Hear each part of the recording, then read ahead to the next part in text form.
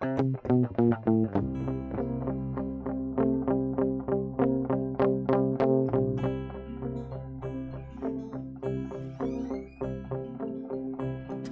never said you were all the things you aren't, but I don't think you'd be much clearer. And so it's true that everything is alright. You never would be my star, 'cause I don't know what I am waiting for. And you don't know that I will be like I'm already on my way.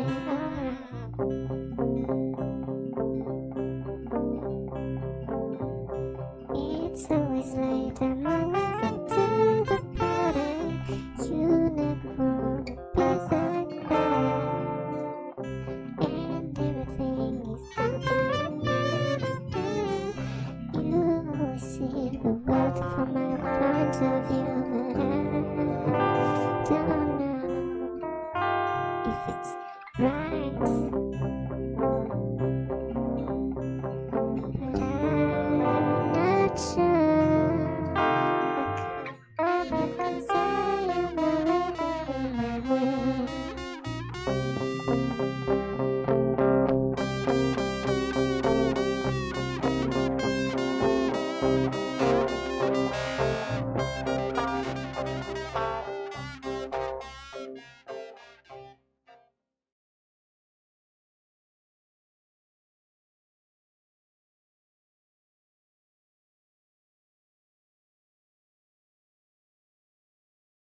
The king is dead, stole the queen from her bed.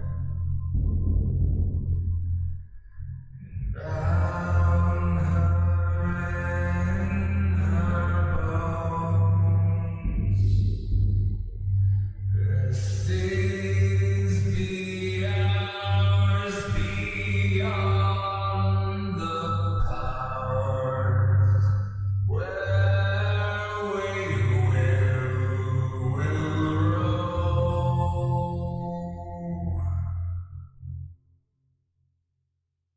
Yo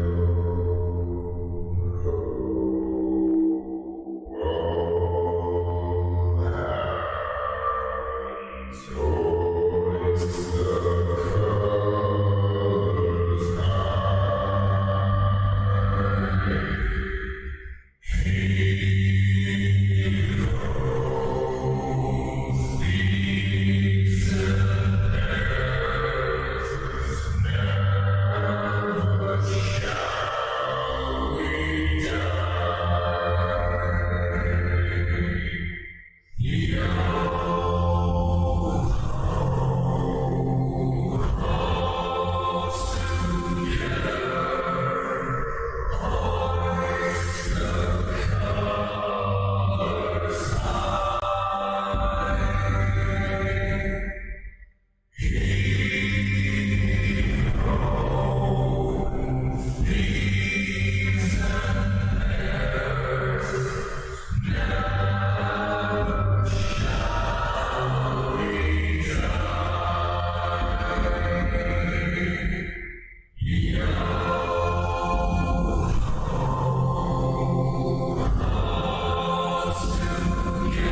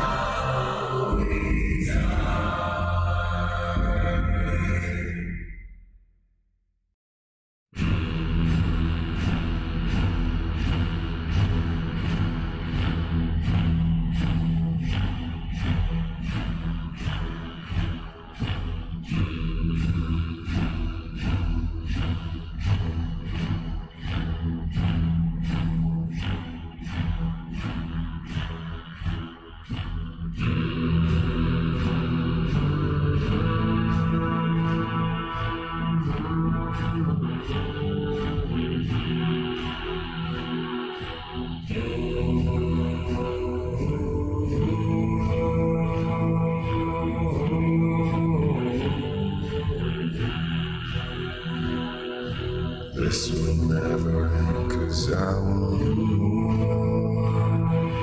Oh, give me more, give me more. This will never end, 'cause I want more. Oh, give me more, give me more.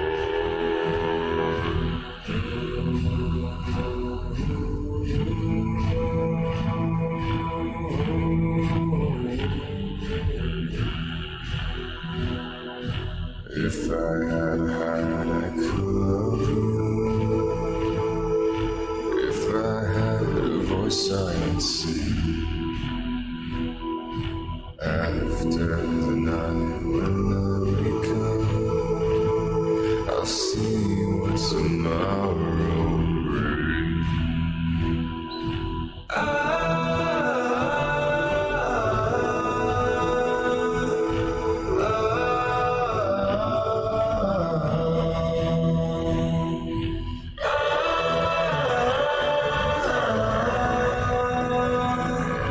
If I had a voice, I'd sing.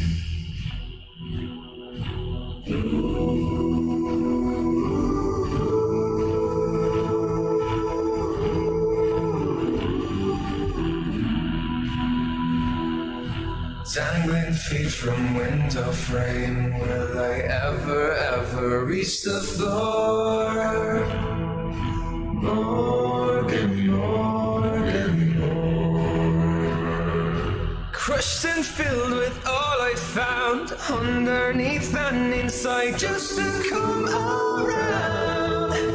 More, give me more, give me more.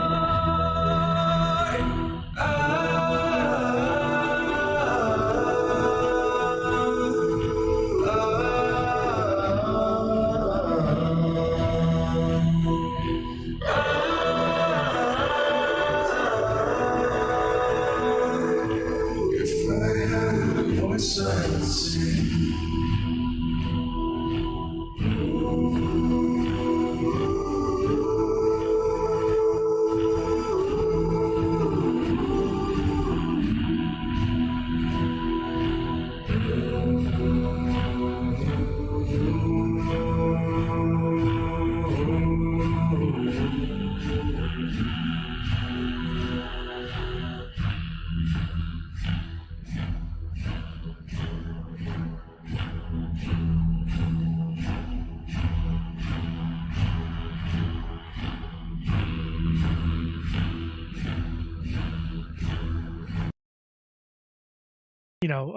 Star Force kind of started that, and then Secure You guys started without me. did we? You did. Oh, We're just the usual talking amongst ourselves before we Wanda. go live. And then we get the signal we're going live, so all of a sudden it's like, oh shit. I love it. It's great. People see us.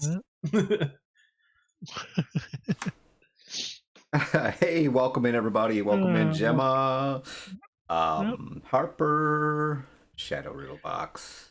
I love that name. in, guys. That name is so awesome. Yeah, it's well earned. But yeah, welcome in, guys. This is episode 41 of the Update Log.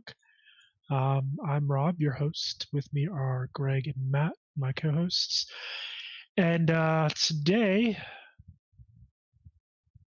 is Piracy the hero we need? It's a loaded question there. Cute Pirates of the Caribbean theme. Arg. With a little bit of Batman. Copyright struck, Right. but Yeah. play it in your heads. Yeah, play it here. We don't need I'm no sure we all- copyright. It's just Well, if you were listening to the pre-stream, I mean, Hoist the Colors was in there, so it's a cover, but Napster, yeah, Gem. I remember Napster. Yep. Oh, trust me, we're gonna get into that. We're gonna get the into old Napster. days. Back in the day of only the OGs remember LimeWire. Not knowing what you were gonna get when you clicked that download. Getting we in music, a virus, or both. you Let's guys are find out. heathens. You're heathens, aren't you? You're those people. You're the ones that download all the stuff off the free sites, or well, supposedly free sites that are loaded with spamware and malware and all that other crap. Yeah. Hey man, sometimes you gotta do what you gotta do. All right. Look, okay, LimeWire, that was like a long. That was That like a was the long wild. time ago. That was the wild fucking LimeWire, west. yeah, LimeWire. Nowadays, it's I think the Pirate Bay is like the main piracy site, Yeah. but I don't. Yeah, Pirate Bay I is the main one. I don't really Torrents and stuff like pirate that, stuff yeah. these days. He's Wasn't that all he's music on he's a LimeWire? reformed pirate. That's what he is. A reformed pirate. Okay, I think just about everyone has pirated something at some point. If you're someone who like spends time on the internet and like downloads stuff, Don't do that. Old Don't do that. man Garris out here talking about using it. I remember using it, even though it was way before my time. I know about it. Throwing out all these, yeah. Old man Garris, your age is showing, man. But yeah, so piracy. I know we have talked about this topic a couple of episodes ago, but this time we're kind of going to dive right into it and dive a little bit deeper than we have before, because, well, to be completely honest, piracy is, and this is going to be a hot take, and it's just my personal opinion. Piracy is, first of all, not theft by definition of what theft is. Piracy is not actually theft or stealing, in the criminal sense, despite what companies might want you to believe. It's copyright infringement. There's a nomenclature piece that goes in there. I mean, exactly. It's what is the perception piece to it? Yeah. But yeah. I mean, is copyright infringement theft? If you steal someone's copy, I mean, did you steal it, borrow it? Definitely didn't pay for it. So yeah, you definitely didn't pay for it. But I would say it's kind of borrowing without asking, primarily because you're not necessarily stopping the individual. Borrowing without asking. What is another word for that? Look, I think one of the points is that piracy is largely done through digital downloads. Yes. And so when it's a digital download, there's nothing physical. There's no limit to piracy takes place at sea. It's like, okay, imagine you have like 100 discs of a game before, like, say, digital downloads became a thing. You steal one of those, you take one of those discs without paying for it, then I'd call that stealing. Yeah, I wouldn't even call that pirating. I think that's just straight up theft. Yeah, the person can make a profit off of that. Can't make any kind of money. But when it comes to digital distribution and downloads, there's essentially an unlimited number of copies. You just got to download it, and you create a copy. They're in a way infinite. Yeah. So I think that's the thing where you having that does not take it from anyone else. It's again, it's an odd idea because like this is very much like a perspective kind of thing. Yeah, like, it depends how you ask. Because like I can definitely see people out there who would still view that as stealing, and I don't think that's necessarily wrong. No, absolutely. Okay, it's definitely a gray area. So I'm gonna preface, or rather put an asterisk to everything that we're saying. Again, our personal opinions, and we're not advocating piracy. We're not telling you to go out and pirate content. As a matter of fact, I would argue to the complete counter to that. If you're looking to support whomever, your favorite artist, your favorite video game studio, your favorite director or movie, whatever, go out and pay for the content. Okay, go out and pay for it. If you can, go out and pay for it. If you can't, save up your money. Well, here's another aspect to piracy though. Make sure that you're paying for it from a reputable site where the artist is actually getting paid for it, because that's another angle to the whole piracy concept. Oh yeah, like bootleg merch is a big thing where people I mean, I remember back in the day, and it's the seller of that merch actually has nothing to do with the actual creator of the IP, and they're just slapped an image of whatever character on a T-shirt and started selling it. Yeah, that's stuff where you got to kind of pay attention to who you're buying from, see if it's actually like associated with the creator of the IP, so you know you're actually supporting them and not just some rando. Oh wow! How about that? Streamlabs. Why so mean? You're back. Uh-oh. Okay, we're back. Well, one of you is back. I'm back. Here, Rob is back. Well, was back.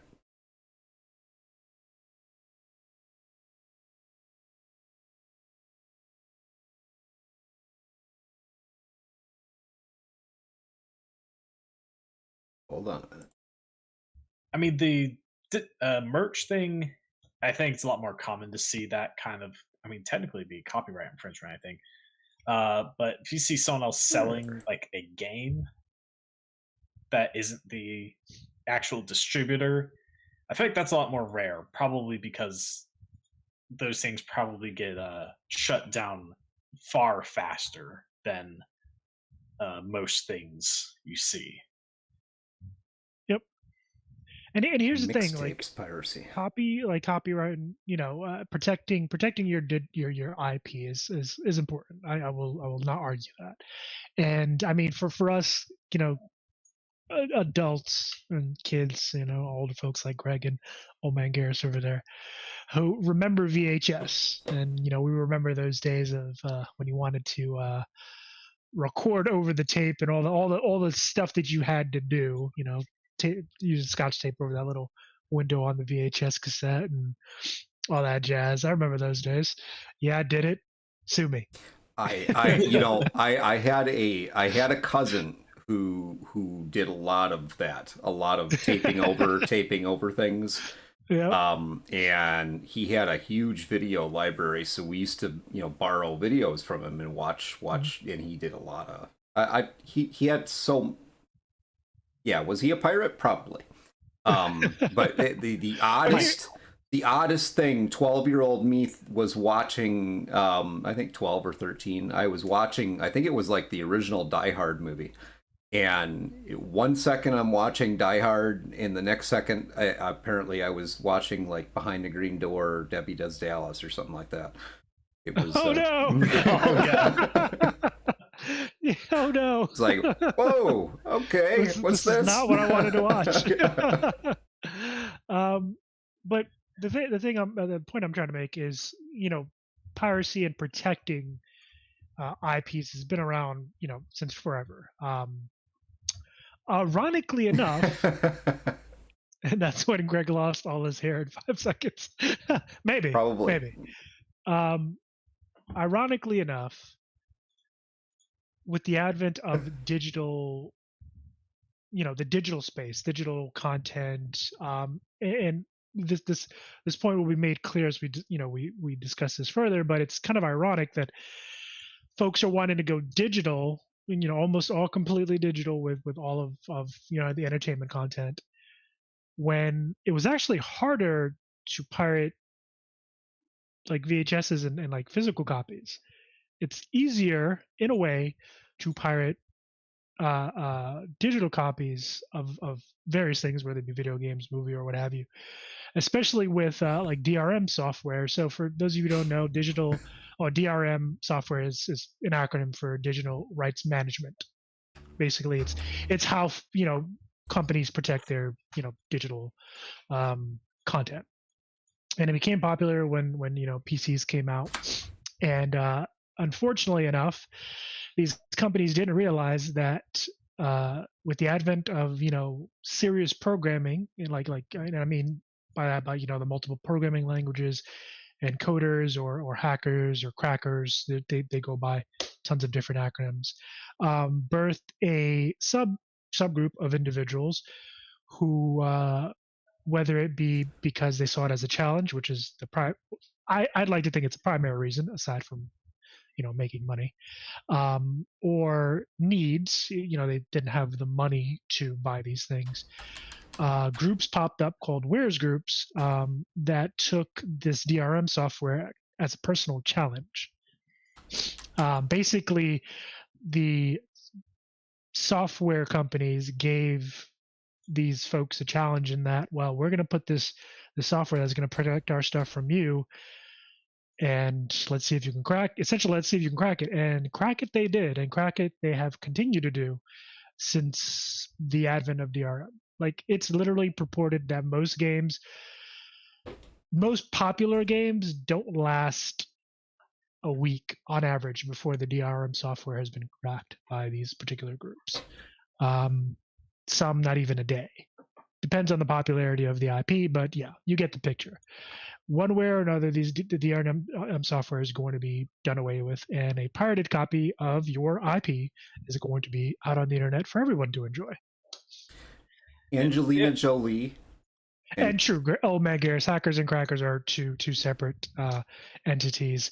That's a topic for discussion for a completely other day, or we can have it in the Discord if you guys want to have it.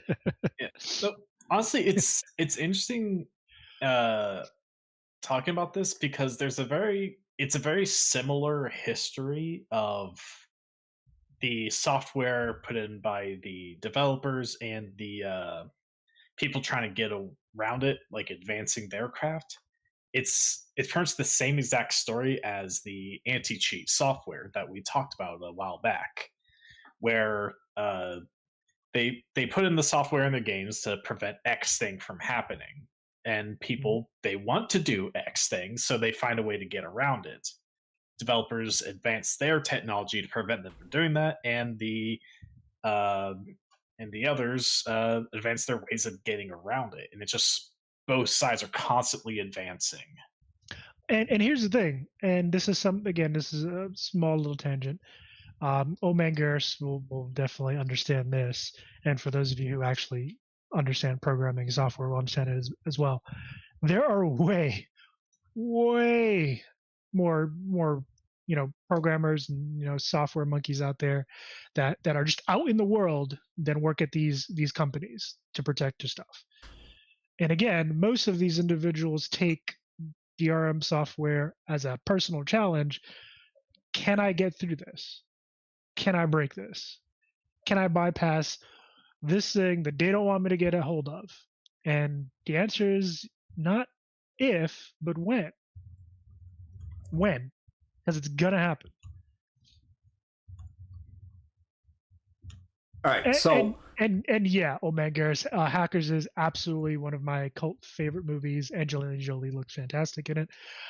Johnny Miller, who I've met, he and I actually had a small conversation about that movie when I did meet him. He's a great guy, by the way, really nice. But you were gonna say, Greg? Yeah. Yep. Angelina Jolie, and not just Angelina Jolie, but Christian Slater made hacking cool. Oh yeah, what movie was that? What movie was he in? I remember. I've been sitting here racking my brain trying to remember the name of it, but it was more centered around the radio waves.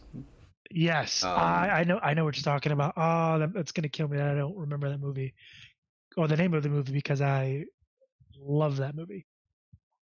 Yeah, Hackers was Angelina Jolie, 1995, and yes, she young and very, very nice, young and beautiful. Yep, and yes, I have met Johnny Lee Miller. He was with his wife. They were going shopping for their son, they would think it was his first time going camping. This is back in 2014. Mr. Robot was another one. Yep, Mr. Robot was another one. While we're at it, Lawnmower Man. Lawnmower Man, yeah. I mean, come on. Lawnmower Man? Yeah. You remember that movie? It was Lawnmower Man and Lawnmower Man 2. The net was, yeah, that was actually pretty good. Yep. All right, so let's get a little bit back on track. We're a little off top here. You got it. I'm with you, Old Man Garrus. These young whippersnappers don't understand. Someone said Angelina Jolie. We had to go off on a tangent. yeah. I mean, she's a good tangent to go off. But as was mentioned in the chat earlier, things like Napster were kind of at the forefront of the digital side of the whole protect. Johnny Mnemonic's fantastic. Protect the digital IP. Napster was that for the music industry. For the video game industry was a company called Starforce, actually, which was the beginning of. Isn't that a branch of the military now? Perhaps. I don't want to go into that. But Starforce was a company that created the first DRM, which was actually the beginning of the kernel level DRM software that we see in hundreds of games today. They started it, which is surprising because, companies want access to your shit, and they, to prevent you from pirating, they're going to dig all the way deep in there. So they can take all your stuff. You just can't take theirs. Exactly. However, Starforce kind of didn't really. I can't remember exactly what happened, but they kind of lost their contract to a lot of games. I believe it was for performance issues. But ironically, a second company came out of that called SecureCom or SecureROM, I believe. Yeah, SecureROM, and they're actually still around. They just changed names to Denuvo. So it's still the same company, they just changed their name. But this kind of all happened because of the 1998 birth of the DMCA Act, or the Digital Millennium Copyright Act, which you've probably heard as gamers throughout, looking, probably hearing about game news. That's why. This is why we have things like the anti-cheat software that you have to download with pretty much most games. All right. Wait. We're like doing SecureROM. There we go. We're like doing information download here. We are. So, and that's why I'm taking a pause to. Let's chat about this for just a moment before we get too far ahead of ourselves. Yeah. Starforce is still around, really? And coincidentally, it's a Russian company? That I didn't know. Huh. Go figure, right? Yeah. Yep. The headquarters is in Moscow. Oh, I know. That's definitely not just a commercial company. I can guarantee you that. Yeah, though. Interestingly enough, looking it up there, Starforce 3.0 was initially actually very strong protection. That was before people knew how to hack it. Yeah, that was before people knew how to bring it. Yeah, but here's the thing: it remained uncracked. It was on the game Splinter Cell Chaos Theory, which is that was the longest one. It was over a year. Came out in 2005, I believe, and that remained uncracked for like 422 days. Over a year, and I think that's honestly impressive. It is, but then it eventually fell. See, that's again circles back to the when, not if, because it's going to happen. It will. I think that was like the dream of every young nerd in my high school years, was to be the ultimate hacker, especially after 1995, because that meant that you potentially met someone that looked like Angelina Jolie. See, so yep. Become a super hacker, and she loved hackers, so you absolutely had to be a hacker. I saw that movie. Yeah, I saw that movie. Not when it came out. At least I don't think when it came out, but maybe a few years or a year or two after that, because I was only 8 years old at that time. But I remember that movie, and I remember, when I saw that, I was like, oh, I want to do that shit too, having no fucking idea what any of that shit meant. So it just looked cool. Top of the line computers during that point in time were the Apple IIe and the Tandy, and the Tandy was just about ready to be taken over by Apple. So yeah, it's when Bill Gates and Steve Jobs had their big blow up and all the interesting world that it was. So here's, and again, as Greg said, there was a bit of information dumped there, but here's kind of where all of that coincides with the industry.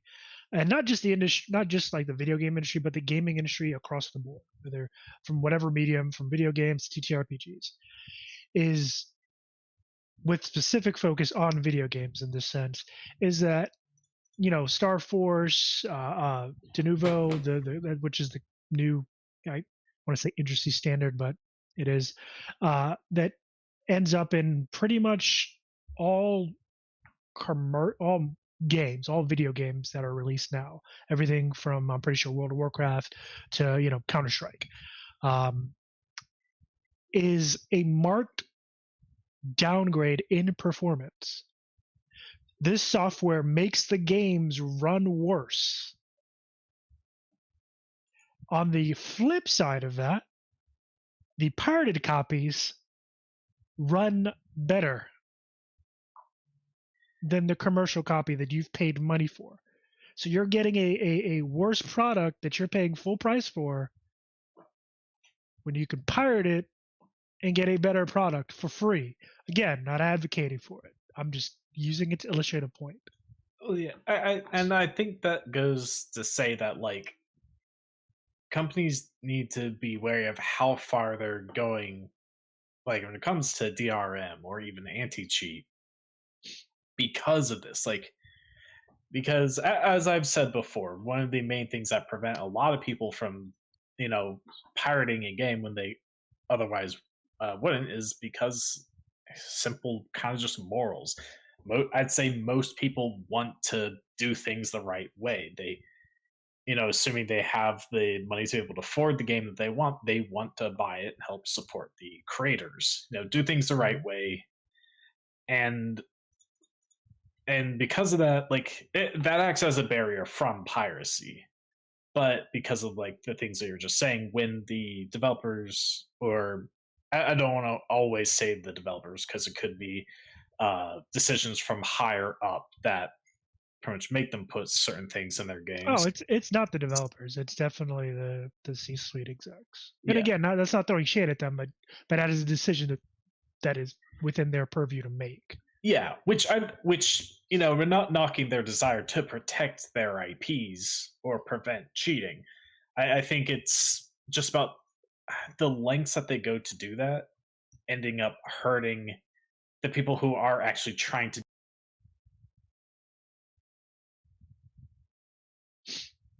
Oh man, Garrus, you don't gotta leave. I honestly, I kind of brought it up because I definitely want your take on this as someone who has more experience, and who's been on kind of that side of the line. And here's the thing, I don't think either of us here disagree with companies trying to protect their IP. It's just, for me, after doing a bit of digging, it's the way the software works that I have an issue with, and the fact that, at least from my research and from my point of view, again, my personal experience, companies couch this piracy thing as, in some cases, as like the end of the world for their IP, and it really isn't. I mean, I've watched a couple of interviews with Neil Gaiman, who's arguably, he's definitely up there as one of the best authors, of the last 20 years, probably more. And even he had an issue with, content piracy, in the 90s. But after kind of doing a bit of digging himself, and I guess sitting down with a couple of people, he realized that it was actually doing him a service instead of a disservice, meaning people who didn't know about his stuff or never came across his books or content, because they found a way to get it for free, were actually turning around and going and paying more money, or paying money to support him. Like because they got like a book for free or something, or pirated, a book, they then turned around and paid money for his content because they wanted to support him. And after doing my digging, I've come to realize that actually happens more often than not, especially in countries where, or in situations where either you're in a country where that piece of content isn't available for whatever reason, or you're an individual who, I'm just going to be completely blunt, can't afford it because of a monetary situation. So you pirate the content, and then whenever you have money, you decide to purchase and support.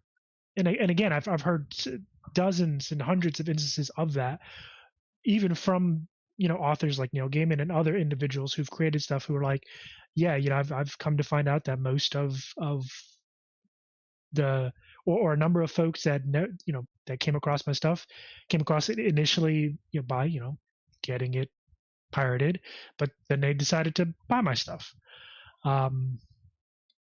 It's interesting. Yeah. It's an interesting kind of dichotomy because on the one hand, you got a bunch of these companies saying, it's the piracy is going to be the doom of content, where the numbers really aren't adding up. Yeah, well, I mean, it goes with what I said, what we've said before, where, as I've said, most people want to do things the right way, and sometimes piracy sometimes it's a way of almost demoing something before they want to, cough up the money for it. They want to see what's about, and, once they've seen it and they know they like it, then they want to go support it. And wow, I had a train of thought there and I completely fucking lost it. What was I gonna say there? Wow, this is embarrassing. As I'm talking, just thoughts going out of the brain, just flowing out. I was gonna say something, definitely. Right. Okay. I remember. Don't worry.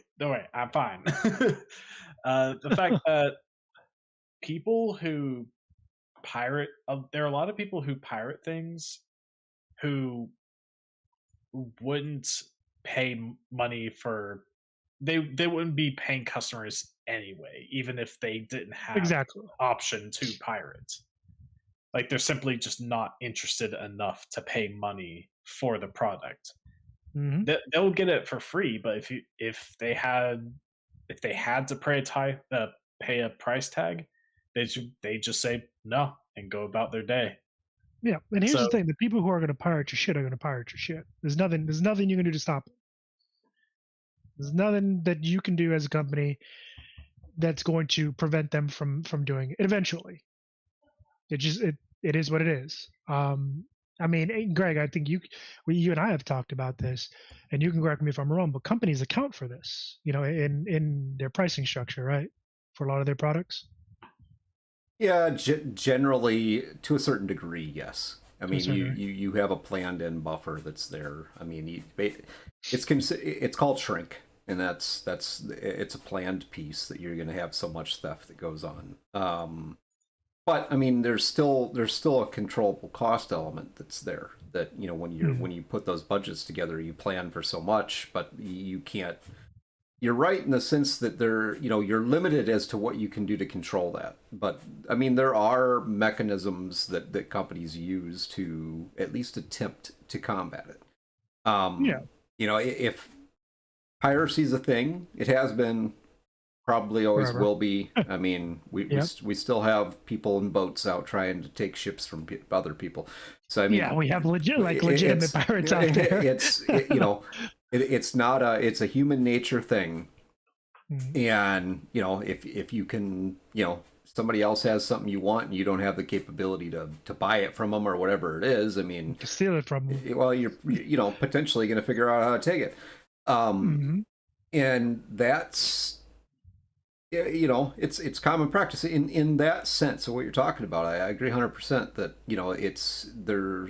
I would not say that there's nothing they can do about it. That's the thing is, I mean, fighting piracy is a good thing for the industry because I agree. Yes. In a free market society, it's important that there's an exchange of value between two people when they exchange something. The digital piece to it does create some interesting dynamics. I don't know if you remember, probably about 10-15 years ago, there was a few really large lawsuits in the music industry that were centered around piracy of content. And one of the big name bands, which I mean, it was unsettling for a while. I mean, I was a fan of, well, I was still a fan of Metallica. But they were one of the leading groups in the charge to go after piracy. I don't blame them, but at the same point in time, you really got to look at it and say, okay, I get it if the situation is that people are, you're not making any money off your product. Mm-hmm. You create this as an artist. I mean, on a micro level, small artist. Okay, so if I go record a song and I put it out there on the internet, first off, it's going to be horrible. Nobody's going to like it anyway. But I put it out there with the intent that I'm gonna sell that song, but then people just go and take it. Right. They figure out how to get it for free. I mean, what does that do for me? Nothing. It's important that we support the people that are actually putting the effort and work into creating these products. Now, does that mean that everybody needs to make hundreds of millions of dollars off their product? I mean, there's just a point where it kind of becomes ridiculous. Yeah. Yeah. Go ahead. Here's the thing. I do agree with you in that creators should make money off of their stuff. Mm-hmm. And again, for those of you who are listening, now and in the future, don't get it twisted. Oh, excuse me. We're not advocating for piracy. However, it's not as black and white as some people would have you think. Again, should these creators deserve to make money off of the things that they've made? Absolutely. However, in certain situations, again, like I mentioned earlier, sometimes people, and Manila Bear, you bring up a good point, especially for video games that are 60, or now with the industry seeming to want to go to a 70, or even, in the case of fucking Blizzard and Diablo 4 wanting $100 for an expansion. You asking for a very, very steep price. Yeah, and demos aren't really a thing like they used to be. You know what I mean? Like the best thing you could do these days would be like Steam has like a refund policy. Yeah, refund policy. Playtime is under, I think, 2 hours. Or the best, or I'd say something even a little bit better than that would be a Let's Play. You can watch a Let's Play. There's tons of folks who do that.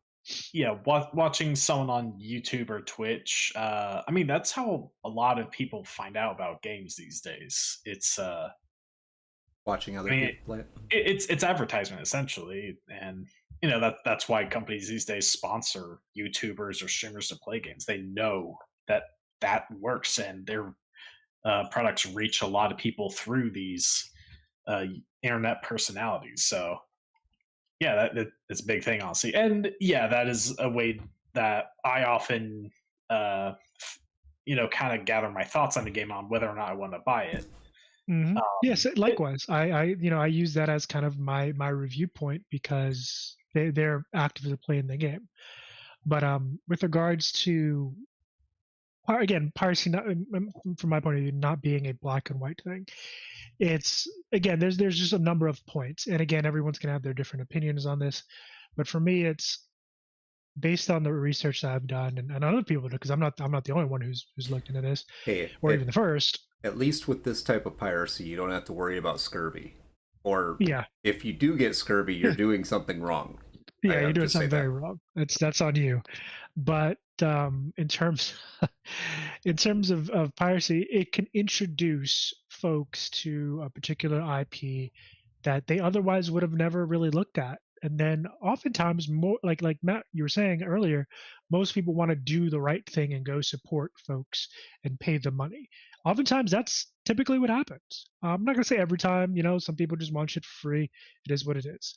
But usually, this leads folks to become, supporters and fans of, various pieces of media.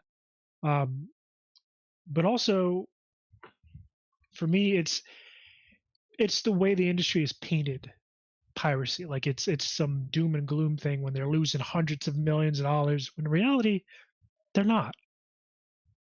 They're really fucking not. But here's the thing, and this is the, at least in my opinion, the most important piece. Piracy has turned into a form of curating IPs that are no longer legally available. meaning you can't go out and buy these games, whether it be because the cartridge is destroyed, the studio shut down, the game is just off the market. Like, you can't go out and get them. So these games are just gone. Aside from those that have been pirated. Yeah, and that's like one of the, I guess, silver linings to piracy that we've been discussing, and we've brought it up before on one of our past podcasts of essentially games preservation, where there are a lot of games that are essentially preserved in the form of pirated copies that you can find online because they're not being sold. Either they're an old game on a old console that they're not going to keep selling, Nintendo 64 games forever, stuff like that, or even things like Xbox games or all that stuff. All I have to say to that is I am sure with 120% certainty that pirates in the 1700s tried to convince people they were the good guys too. Here's the thing, I'm not saying they're good. I'm not saying they're the good guys. I'm not saying they're coming in to save us. But they're going to save the games. Those IPs that will disappear. No! I'd say for the most part, it wasn't their intent to preserve the games. I'm pretty sure they didn't go out with the intent. It's more a side effect. But again, exactly. Like, say the silver lining here, that this is one of the effects that they do have. And I think that silver lining becomes even more important as the industry starts to push toward digital distribution. I mean, hell, I forget what game it was, but it was something coming from Microsoft that they announced was going to be digital only, as in they were never going to sell or produce or sell physical copies. Isn't that almost everything now? I can't remember. No, well, most games you can still find a physical disc or something. But I remember when you could go into your local Walmart or Target and there would be like aisles of digital product, whether it was software product for computers, movies, get the discs. Right, music. That was a big deal in your local electronics department. You go in there now and there's like one little 4-foot section and it's packed full of. Half the time it's half empty, really. That's to be honest, but yeah.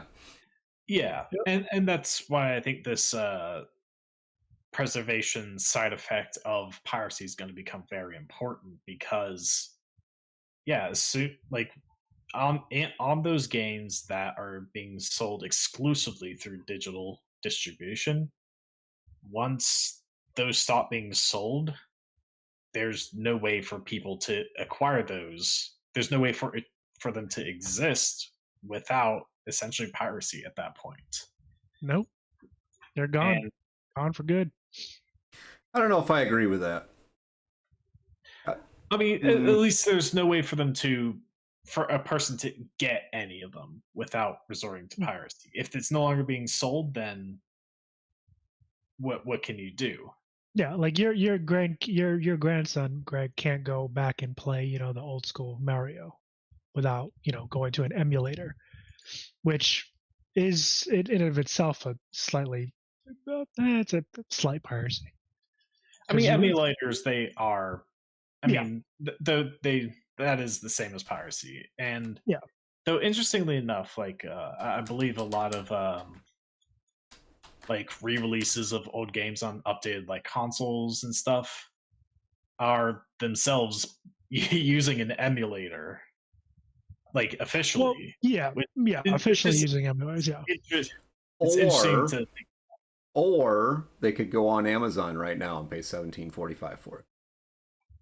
For the actual physical original Mario Brothers. How would they play it? You didn't say anything about having a console. How are they going to play it because it's hacked? I mean, that's well, they can play. I'm just giving a counter argument here because I don't think that's the. I honestly don't, and I'm not anti. I don't Don't pirate stuff. You don't have to. I mean, come on. Oh yeah. I mean, but, again, we're not saying go pirate. I'm not pro piracy in any way, except for I just don't buy the argument that okay, piracy is good because it's going to save these games. I don't. That's oh no, I'm not saying it's bad because it's going to save games. Does it have the potential to possibly save some games some like that? Games? Yeah, absolutely. Sure it does. It's again, we're not advocating for piracy. We're not saying it's at least I'm not saying it's the be all end all. Collectors have just as much potential as the pirates do, because I agree. Whether you got your copy by hook and crook, or you went out and bought it, you pay for it. Yeah. As long as you hang on to it and preserve it, I mean, you've saved the game for future generations. Yep. Yeah, I can honestly why. Just you, Insomnia. We want you to go get the games.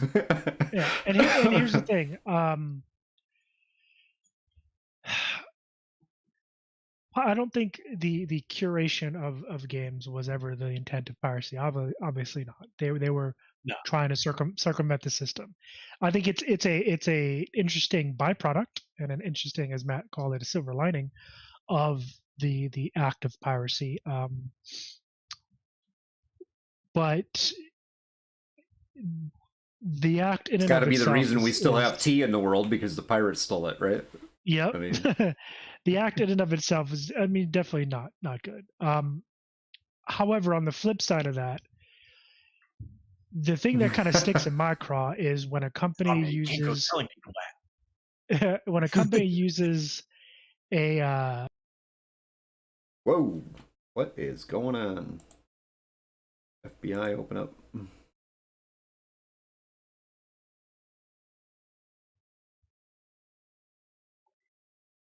I think there's someone's listening. Yeah, they didn't like that. Whatever it was you were saying that we didn't hear, they didn't care for it. So no, they were not a fan. But I'm gonna say it anyway. So fuck it.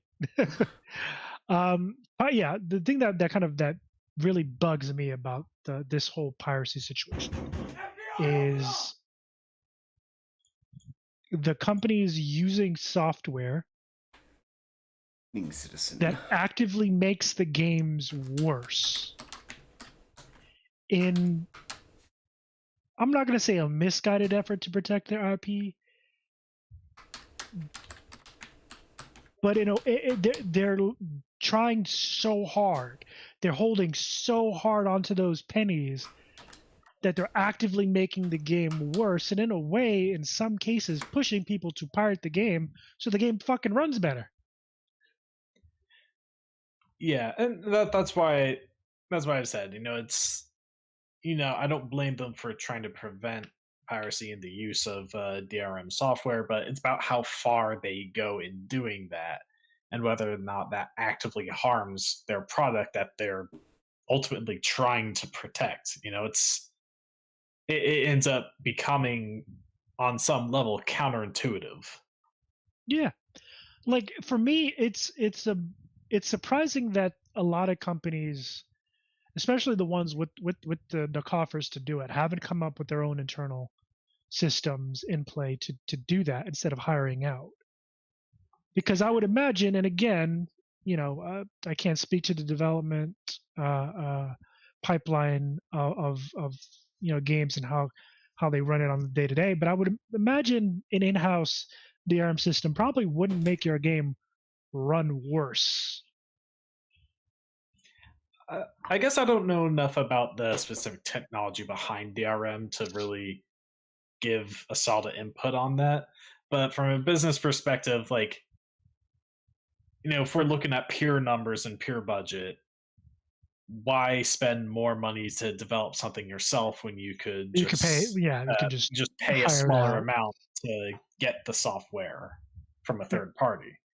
Oh, so that part, that's more of just a, I guess, cost-effectiveness bit. There's also an element of sticking to what you're good at. And that's there's a piece out there where you as a business, And you have a particular area that's your niche. That's what you do. You're good at it. You've honed those skills.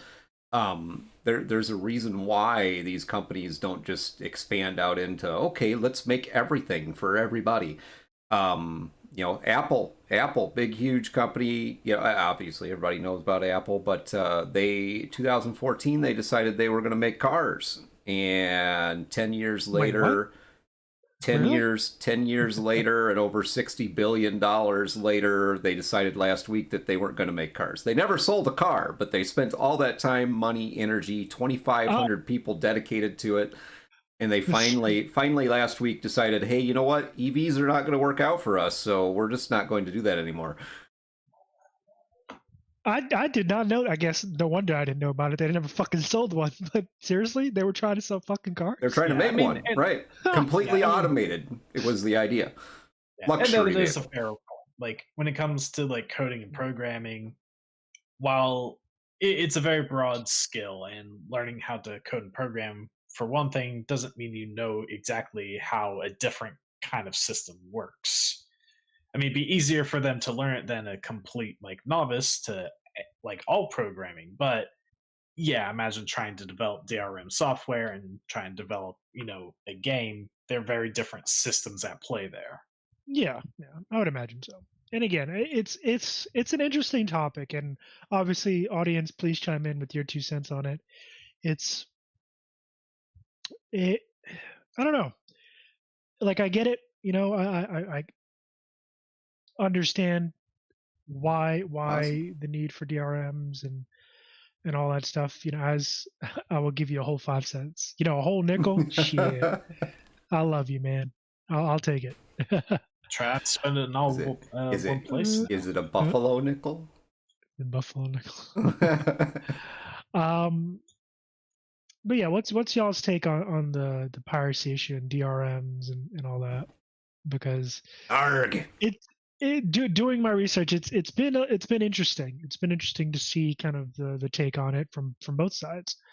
And as content creators ourselves, as folks who are coming out with a game, ideally it's a TTRPG, not a video game. But I don't want to jinx us, but I know there are going to be people out there who are going to pirate it. Yeah, I mean I don't necessarily know how I feel about that. On the one hand, I'm like, that's kind of fucked up. But on the other hand, I'm like, if it brings more people to our game,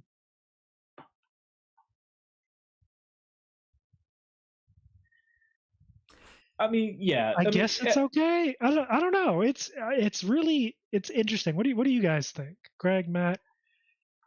I don't know. Like we've said before, a person who pirates something likely was going to pay for it in the first place, and the nature of a TTRPG, they're gonna have to find other people to play it with, so that exposes more people to our product, which could very well it could end up with more sales, as kind of backed up by Neil Gaiman's experience, where areas where his book was being pirated began to see an increase of sales in those same areas. It's that exposure piece. Mm-hmm. Yeah. So go ahead, Matt. So while I would prefer people not to pirate the things that we make, it's also not it's not a complete loss. There is potential for some good to come of it. True. So those are my thoughts on it. In our day and age now, though, it's most of, especially when we're talking about the video games and digital industry. I mean, things have such a short life cycle to them that you have to continually create, and you have to continually get new product out there, or at least you become irrelevant. It used to be that games, what we would call a legacy game now, that was a normal life cycle. I mean, you look back at the early Nintendo and like Mario Brothers. I mean, that was a long-running game compared to industry standard now. But for back then, it was like, okay, what's normal? Nobody knows. This is all new. No one knows what's normal. So And that's where I think the big difference is for these content creators, and when it comes to, you know, the trying to protect from piracy. Okay, you know, if it really does so well that piracy ends up creating more sales in these areas where it's pirated, why don't you just go give some copies of your product away instead of screwing around with that? Why, you know, okay, yeah, come pirate my game so people will buy it. Why don't I just go give some copies away? I mean, giveaways exist for that reason. Exactly. if you really want to twist some logic, you could say you don't have to just steal doing the giveaway for you. That's a real twisting of logic. It is a way of getting it into the non-consumer's hands so that the consumers will want it more. Yes, got it. Okay. So to answer some of Insomnia Knight's comments there. So games do have ways to detect whether the game is pirated. It's called the DRM software, which is continuously being broken by folks that pirate stuff. They're always getting around that. But yeah, DRM software is we were actually talking about that earlier. The unfortunate piece about the DRM software is the majority of them make the games run worse. I mean, Devil May Cry 5 and let me see here. Let me go back to my notes. Is Devil May Cry 5 and Resident Evil Village actually saw marked, like, noticeable, 20 to 25% improvement in performance without the DRM software involved.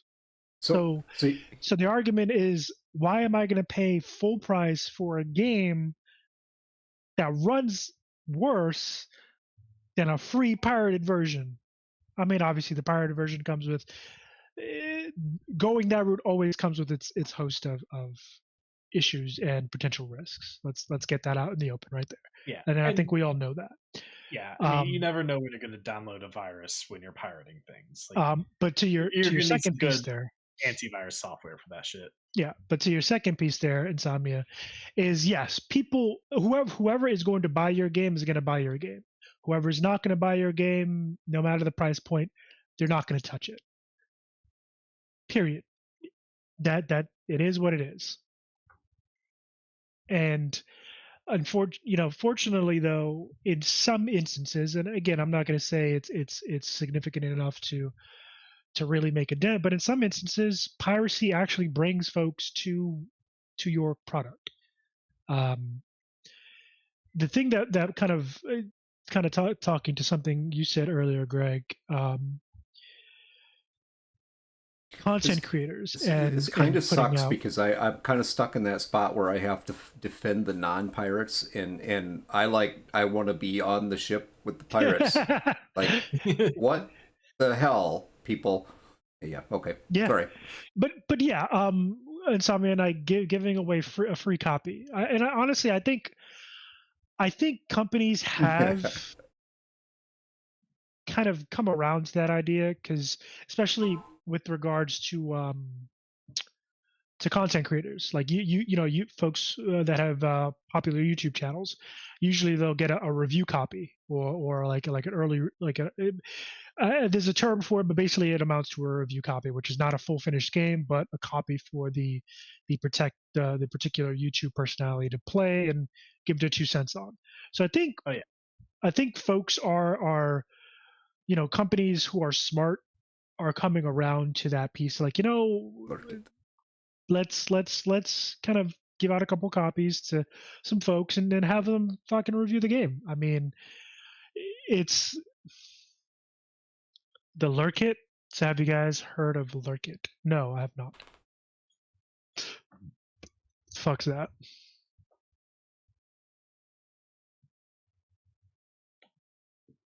Help content creators get free games. Ah, yes, okay.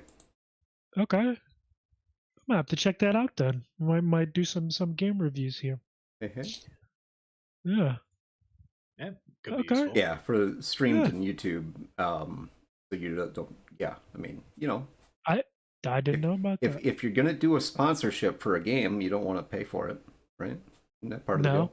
I know. That defeats the purpose. Like, I'm going to play your game so that you can sell copies, and of course you're going to pay me a commission, but I mean, I'm going to play your game so you can sell copies, and I have to buy it? What? So I become the first customer out of this deal? That kind of sucks. Essentially, yes. I don't doubt that's happened. It does happen. Kind of but the point I'm trying to make is there's a wealth of essentially, I don't want to say free advertising, but there's a wealth of advertisement out there. Well, again, whether shit gets pirated or not, there's a wealth of free advertising out there that you can do via content creators. And honestly, I think content creators are the happy middle ground, at least from my perspective as like a creator of content.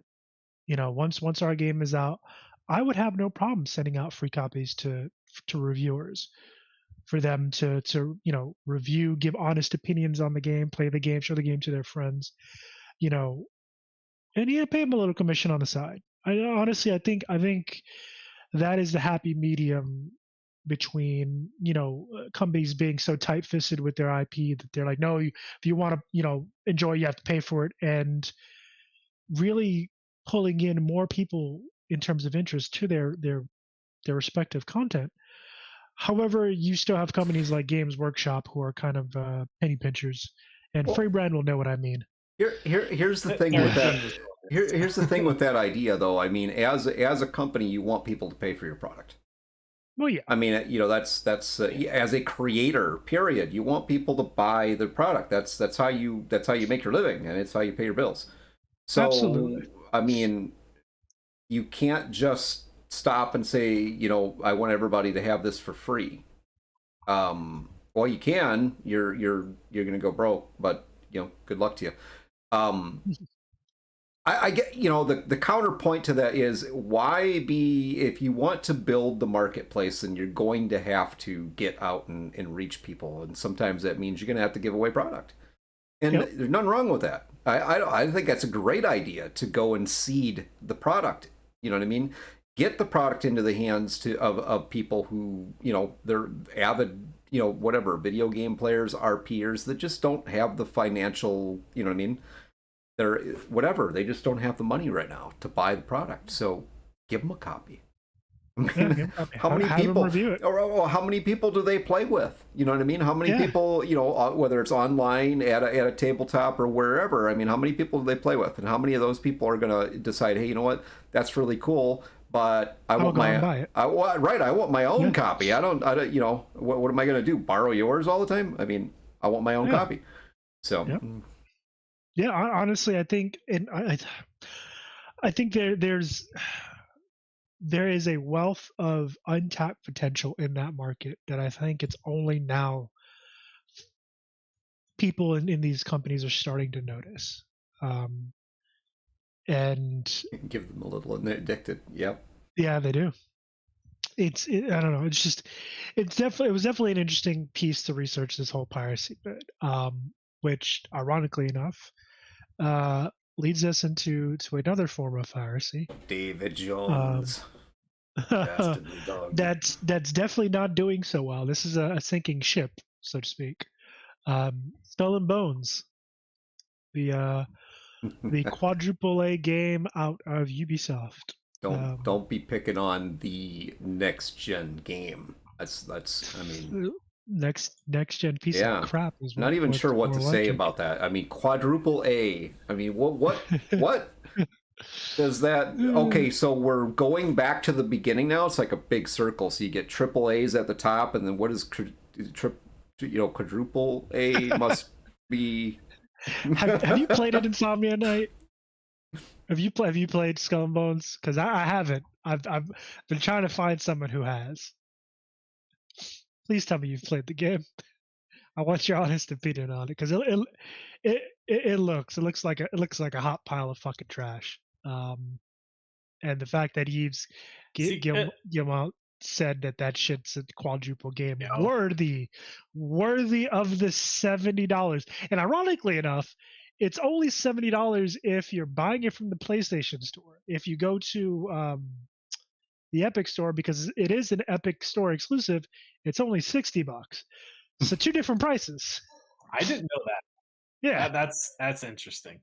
Now, the thing that I love about the quote from Yves Guillermo is how much it really sounds like man is just full capping. Like he says, you'll see that Skull and Bones is a fully fledged game. It's a very big game, and we feel that people will see how vast and complete the game is. Wow. It's really full, triple, quadruple A game. Kind of sounds to me like they're suffering from some anxiety. That's like midlife crisis stuff. Yeah, Baldur's Gate have anything to do with that? I wonder. He knew the game was incomplete. That's why he's like, no. It's very complete. It's super complete, fully fledged. You want to know the ironic part about it is there were some insider leaks. Even the developers on this project said, "Yeah, this is a $30 or $40 game at best." At best, I'd say make it free to play. I'll buy that for $1. No, because it already has the live service microtransactions and stuff. So they were going to make. It does money. have all this. It's. I think the reason it gets such a bad rap is because the game does have its problems, but it's the $70 price tag that makes people be extra hard on it. Exactly. It really is the price point. I mean, there are other issues that come along with Skull and Bones, but it definitely is the price point. And Insomnia Night, you are correct. They made a AAA epic game in the style of a mobile game from '92. You are 100. That is the perfect. That's what he meant by it's a quadruple A game. Got it now. I understand. Feel educated. Because holy shit, it does. It looks like it plays like a piece of fucking crap. And the ironic part is this game was in development for almost 10 years. No, almost 12 years. It was actually 11 years. 11-year game development before it came out. Granted, it had some issues, and I'm starting to see why it had issues, because the game directors probably saw that this is a piece of shit. I'm going to cut bait now and go to a more profitable fucking project, because this is crap. It had basically 3 different game directors came and went. Oh, I think they're on their third, and they were like start and stops over like the span of like 6 years.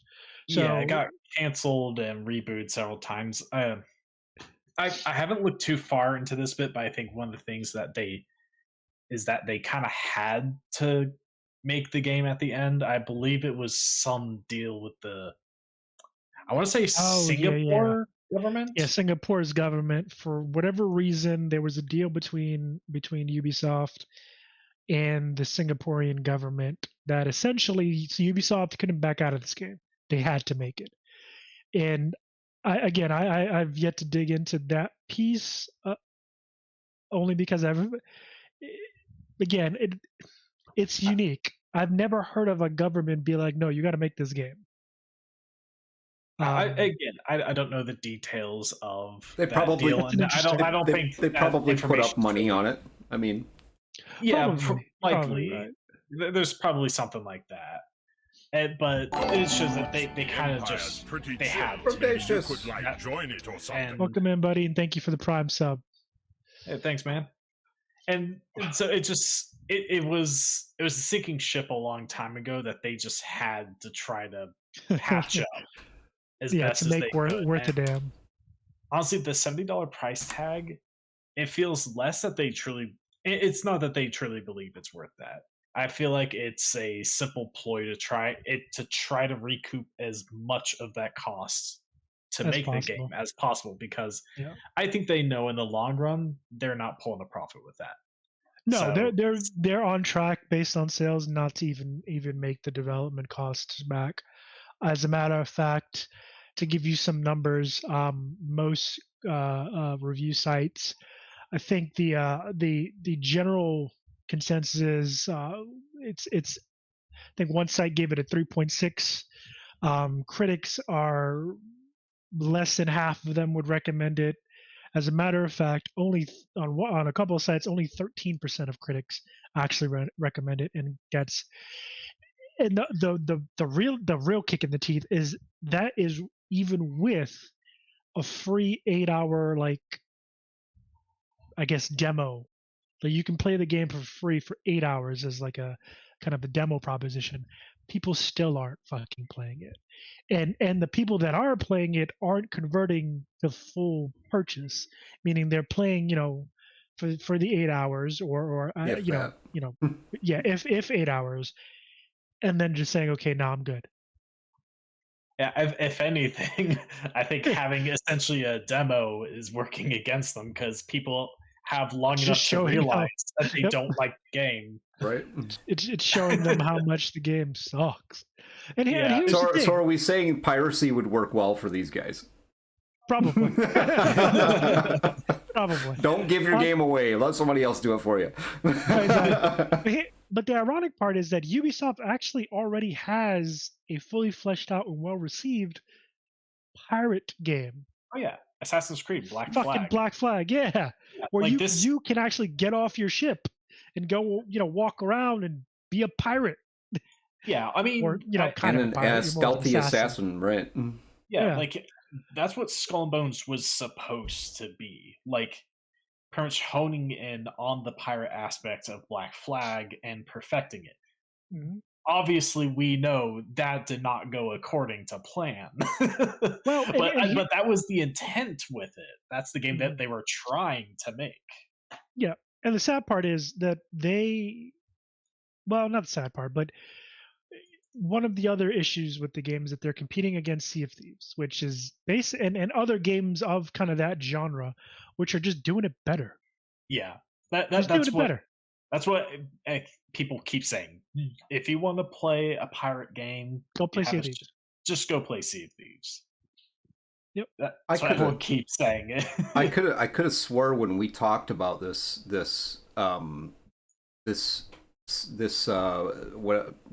episode planning, that's something. When we talked about this, you guys told me there was going to be a small part about pirates in here. See, we got, I mean, pirates of different kinds. Yeah, pirates of different kinds. Digital pirates and Yar pirates. This is a big part about pirates. I'm good with it. We can talk about pirates all night. We do have a topic that isn't pirate related. We do? Yeah, we do. Yeah, and it's on the drastically other side of away from Skull and Bones. Hell Divers 2. Hopefully we got a couple of players here in the audience. Frey, I'm looking at you, and anyone else who's been playing the game. Isn't there like an 80s rock song called Hell Divers or something like that? I wouldn't be surprised, honestly. Yeah, I think there is. Yeah, I wouldn't actually be surprised either. But Holy Divers, sorry, not Hell Holy Divers. Yeah, there you go. But Hell Divers 2 came out, let me see, maybe a week ago-ish? Something like that. A week and a half ago. By Arrowhead Studios, and it came out to critical success. I mean, so much so that the studio is suffering from success in that they can't get enough servers online to handle the load of people. I want to suffer. I want to suffer from success. Yeah, it's been out for about 3 weeks. It came out on February 8th. So longer than that. Yeah, but yeah, like Helldivers 2 has been an astounding success. I mean, this isn't the first time we've talked about it, but this is the first time we're going to get into it. It's a conversation worth having because we're seeing major AAA live services come out and flop. There's Skull and Bones, which has failed. There was Suicide Squad, that failed. We're seeing these, high budget live services fail, and then these guys come out of the woodworks and show them how to do it right by essentially not treating the live service as a machine to squeeze money out of people. And because that is how it's a meme game, and they're leaning into it. Yeah, exactly. Because I mean, that's a money squeezing machine. That's how most of the industry treats live service games, because they are, when they work, incredibly profitable, like ridiculously so. It's like owning a gold mine. I mean, it is. What do you do if you own a gold mine? Yeah, but like from everything I've heard of Helldivers, and I mean, first of all, it's $40. So compare that to Skull and Bones, $70. It's like, or Diablo 4, $70, or any of those other games that are it's absolutely. A lot more, go ahead. It's more accessible, and as Freybrand says, you can earn everything in the game like without having to pay. Which, I mean, a lot of other live service games, they let you earn things for free, but the amount of time it takes to grind for those things is ridiculous. Like they're pretty much telling you like, no, they don't do that. Please don't do that. Pay the money.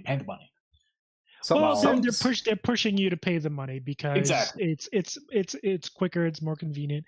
Whereas Helldivers 2, from my research, has baked the grind for the battle pass, because it is a battle pass, but they've baked that into the game so much so that it's a part of the narrative, meaning the battle pass and the combinations that you win are actually part of the narrative, where they wrote it into the narrative where some of the items have like in-game reviews from NPCs. Yeah, because it's like fucking genius. Oh yeah, because it's like it's being sold to your character, not exactly. Yeah, and that's absolutely fun. Yeah, and it's an interesting concept because I can't think. Granted, I'm no live service expert, but I can't think of any other live service game that approaches monetization in that way. It's always very disconnected from the narrative and I guess the fourth wall, so to speak, of the game, where it's like, no, this is a real life money thing. It's presented like as a store for you, the player, not for the character. So to see someone actually turn around and be like, no, we're gonna flavor this as a store for the character. They're buying these items, and here are these like in-world reviews and all this stuff. It's a pretty unique and frankly genius idea to approach your monetization that way. Yeah, and again, there is a battle pass. The items that you earn in the battle pass are, again, Frey, you can correct me if I'm wrong, purely cosmetic or mostly cosmetic, even though they do give you, or rather, I think that's the way you gain your gear is via that battle pass. I think it's one or the other. That aside, okay, you earn some guns and abilities. Okay, so you do earn some things from the battle pass. You don't have to pay for the battle pass, which is great. I think it comes with the game, from what my researchers told me. Unless I'm wrong. And let's say you did want to actually buy some premium currency, or you wanted to actually buy a piece of gear. It's pennies, whereas most battle passes start you off at like $5 to $10 for like the cheapest thing. Here you're spending like $1 or $2. I think it goes up as high as $9.99, but I don't think it goes any higher than that. And then you can grind for currency. You can grind for currency in the game if you don't want to spend any money. Yeah, from everything I've heard people say this, where they don't feel pressured to buy things. Yeah, and because of that, they buy things, and it's. I mean, I think everyone has had that feeling before, where you feel pressured to do something, and that makes you want to not do it. Whether it's just like. Oh, there goes Matt. Yo, Streamlabs really don't like us today. No. So, there, he's back. We'll get him back in here. There you are. You're back. Okay. So, I was saying that being pressured, feeling like you've been pressured, I think there are a lot of people who, because when they feel pressured to do something, it makes them immediately not want to do that. And so, everything from what I've heard, Helldivers 2 doesn't really pressure you to buy things. And I think that works in their favor because it makes people actually more willing to spend their money on it because they don't feel like they have to. They spend money because you want to, not because you feel like you have to. Because I mean that's how you make a game more fun. Don't make them feel like they have to do things. Make them want to do things. I think that's a big thing when it comes to live services, because live services already, it's a type of game that wants you coming back and wants you playing often. Mm-hmm. So, and there are plenty of games that make you feel like you have to do this. My brother used to play Warframe, and there was a point where he felt like he was feeling obligated to go back. Now, Warframe, granted, I think is, from everything I've seen of it, is one of the better live services. But there's a thing that even I felt it when playing like an MMO, because MMOs they're essentially live services as well. Well, yeah, I mean they were the first live service, Yeah, essentially one of the first. Live services are essentially like MMO lights, kind of. And yeah, they create this system of always wanting you to come back, like every day, play for X amount of time. It begins to feel like an obligation. So if there's a game like Helldivers 2, if they've succeeded in not making you feel like you're obligated to come back, rather that you want to come back, then that's probably the greatest thing a live service could ever do. Yeah, and Freybrand reminded me of something. The battle pass is never ending, meaning there's not a time limit on any of that. It's always going to be there. You can always come back and get the stuff that you want or need from it, and don't have to worry about having to sit there for hours on end every day to grind out the currency to get it. Oh, yeah. Which is great. That's honestly the way you should fucking do it. Battle pass shouldn't go away.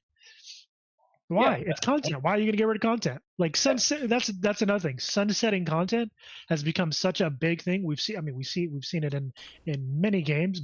Bungie's Destiny 2 being one of them, but we've seen it in so many games, and it's never well received. Oh yeah, because they're applying pressure to their players. Be like, hey, you need to play now, or you're going to miss out on this stuff. Well, it's not just that; it's that they're getting rid of content that we fucking paid to play. Yeah, there's that too. Like again, like there's the reason why people are looking at Helldivers 2 and saying this is the live service done right, while we're seeing AAA live services die out. Skull and Bones, Suicide Squad, D4, and even D4, and I mean something Skull and we Bones were planning to talk about. Quadruple A. Yeah, it was something else we've been talking. You just brought up Destiny 2, which is honestly one of our other topics, because things aren't going super well for Bungie right now. You made a mistake, Matt. No. What do you mean I made a mistake? Skull and Bones is a quadruple A. Quadruple A. You know what? You're right. You got me there. You got me. Get it straight, man. But yeah, I mean, Destiny 2, another live service game. People haven't been happy. Like players of Destiny 2 have not been happy with the way it's been run for quite a while now. Lackluster updates, increased monetization.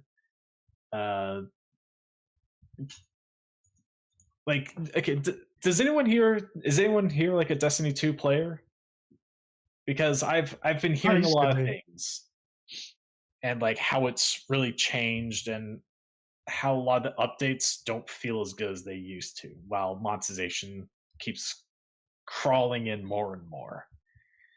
And I think we heard a while back. I think we briefly talked about this quite a while ago, where there was a point where they were under a little bit of heat because some of their sales, like from microtransactions, fell 45% under their projections from what they expected to earn in a certain, I think, like quarter.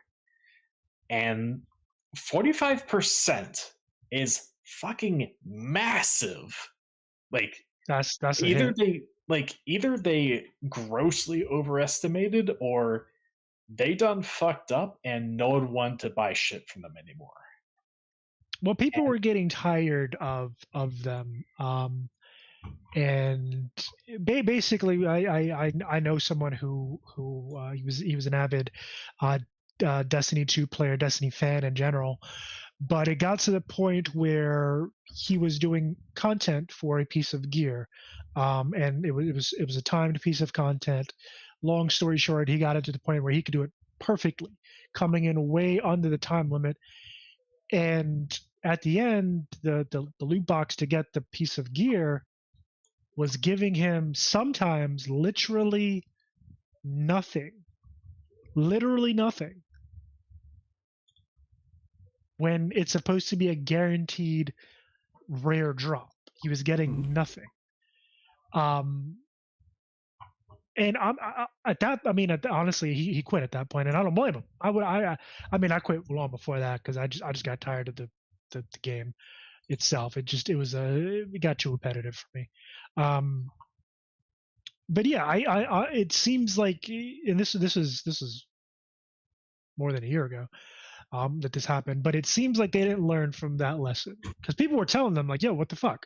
I'm literally doing exactly and better than what is required for me to finish this piece of content, to get this gear, and I'm getting nothing. And then on top, like, everyone came out and said, hey, yeah, we don't want you to sunset content, we want to keep that. They didn't listen. Now I'm not surprised Bungie is floundering and drowning. It's deserved. In my opinion, it's fucking deserved. Until they get their act together and square their shit away, they deserve it. They fucking deserve it, because it's like you don't listen to your player base. You're not listening to the people who are essentially keeping your lights on, and it shows. Meanwhile, you got games like, again, Helldivers 2. You got games like Last Epoch, which is an ARPG that came out like a couple days, a week ago, that I'm playing. Love it. The community, I mean, the launch week was rough. They had kind of the similar issues as Helldivers 2, where their servers couldn't keep up with the load, so there was issues there, but they've ironed that shit out. But this was a game that listened to its community throughout the entirety of the 5 years they were in early access. And it's literally, right now, I have the Steam charts pulled up, it is 4th on the top games of current players. Currently 129,714 players playing right now, with peak being about 258,000. This is a game that was released less than a week ago. So it's right behind, it's right behind Helldivers 2 and Dota 2. It's right up there with them. It's beating out Pal World by a decent margin. Like, yeah, and like when it comes to Bungie and their performance on Destiny 2, very recently, the president of Sony, because Sony owns Bungie, had some interesting words. Hiroki Totoki, that's his the president of Sony, his name, and there's a Q&A session that he was present at, and he talked about how he had visited Bungie. This is his quote: "I visited the Bungie studios and had meetings with management, and I saw that employees working at the studios were highly motivated, showing great creativity, as well as an impressive knowledge of live services." So he was praising the workers. But then this is the next part he says. "However, I also felt that there was room for improvement from a business perspective with regard to areas such as the use of business expenses and assuming accountability for development timelines." pretty much saying to the management that actually were, running Bungie, like, hey, you guys are not using budget right, and you're not meeting deadlines, because I believe no, that's not what he was saying. Delayed some expansions, so he was saying it was more like, hey, you suck. Yeah, so it's very clear that he's not happy with the way that Bungie is being run. So I guess we'll see how things go with Bungie, because Sony's looking at them with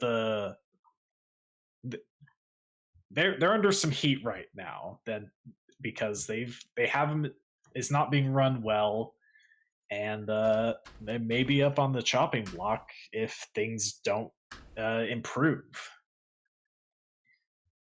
So I guess time will tell how that proceeds, whether Bungie leadership is able to get its shit together, if they get replaced, or if Sony decides to just say, shut the thing down.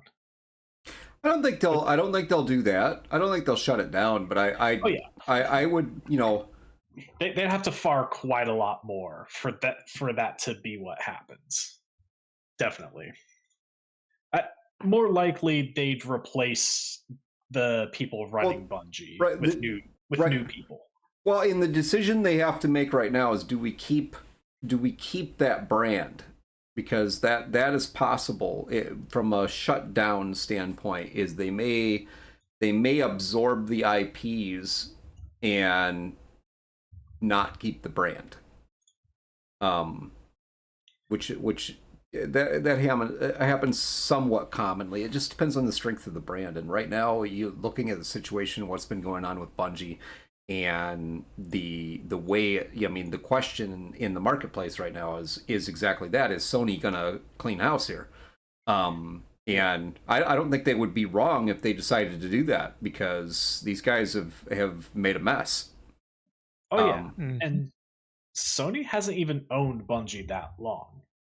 Like, no. It's only been about, it hasn't even been 2 full years since that the deal officially closed and Sony owned Bungie. And so this is pretty a short time where it's like, okay, we got them, great. Oh, it's a pile of crap. they're not doing good things over there. I guarantee you Sony knew exactly what they were buying. I would not believe that they were duped in any way.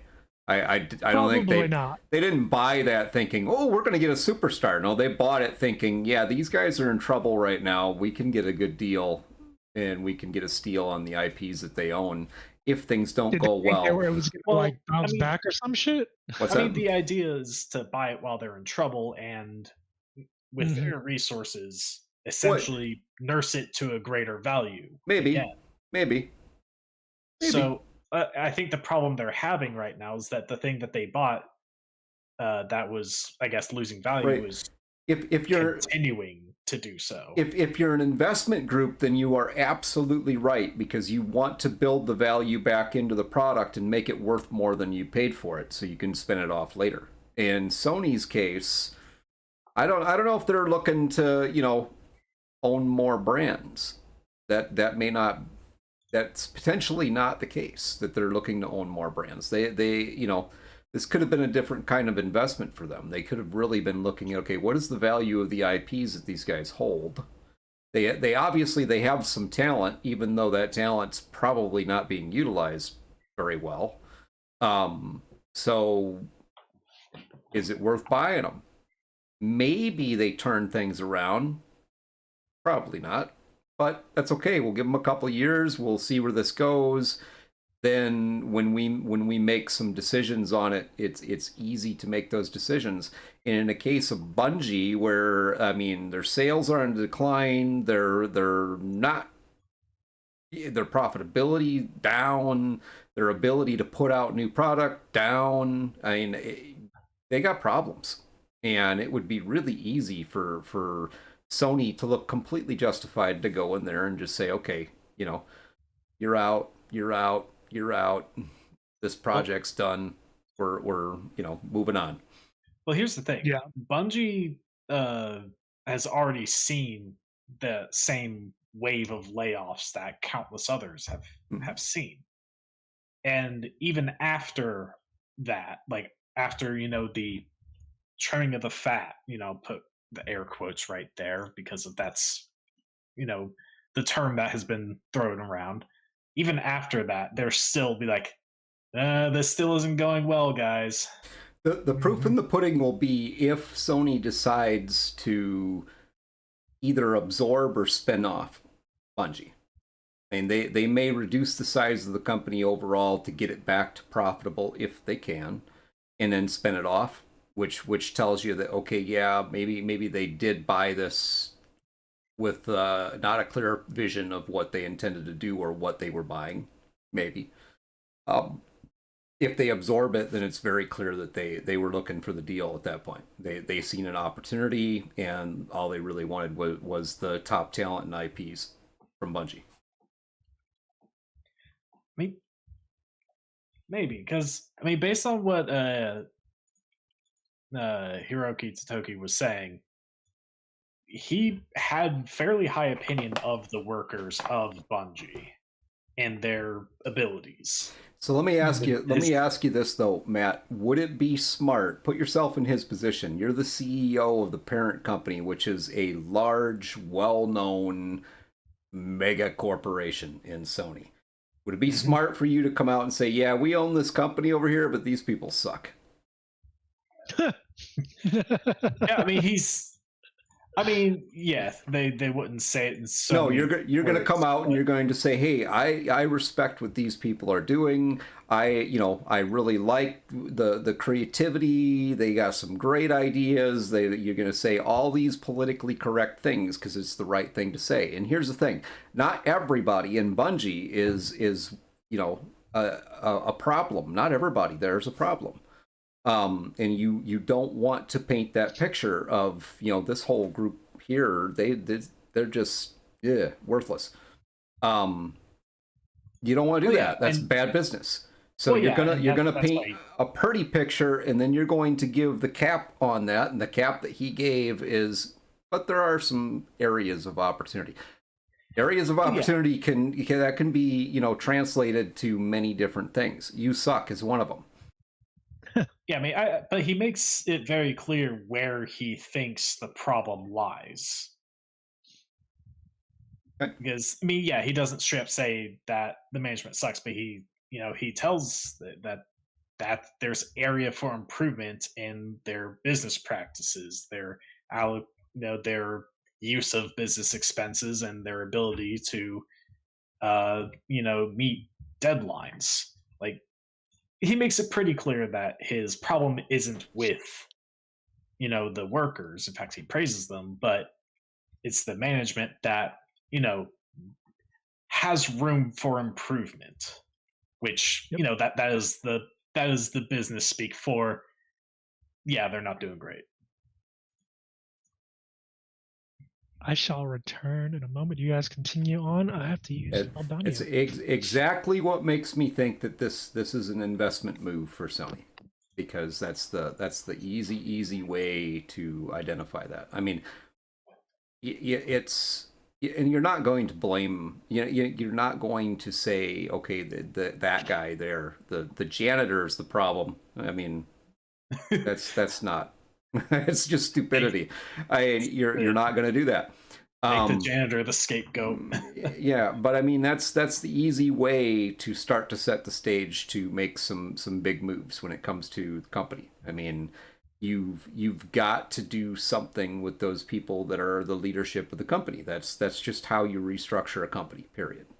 And you don't restructure a company by firing all the people who do the work. You fire the leadership people. That's those, that's a crass way of putting it, but that's the thing. The ones who have the authority right now are the ones who have to change. For you to restructure a company doesn't mean they're all bad. Doesn't really even,